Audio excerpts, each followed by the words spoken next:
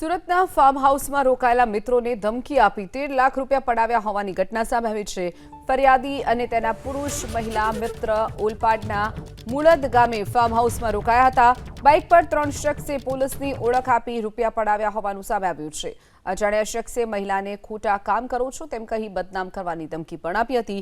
ચપ્પુ બતાવી 3 શખ્સે 25 લાખ રૂપિયાની ખંડણીની માંગ કરી હતી તો આરોપીઓએ ફરિયાદી પાસેથી 13 લાખની રોકડ રકમ પડાવી અને ફરાર થઈ ગયા હતા। ફરિયાદી અને તેના પુરુષ મહિલા મિત્ર ઓલપાડના મુળદ ગામે ફાર્મ હાઉસમાં રોકાયા હતા। બાઇક પર 3 શખ્સે પોલીસની ઓળખ આપી રૂપિયા પડાવ્યા હોવાનું સામે આવ્યું છે। અજાણ્યા શખ્સે મહિલાને ખોટા કામ કરો છો તેમ કહી બદનામ કરવાની ધમકી પણ આપી હતી। ચપ્પુ બતાવી 3 શખ્સે 25 લાખ રૂપિયાની ખંડણીની માંગ કરી હતી તો આરોપીઓએ ફરિયાદી પાસેથી 13 લાખની રોકડ રકમ પડાવી અને ફરાર થઈ ગયા હતા।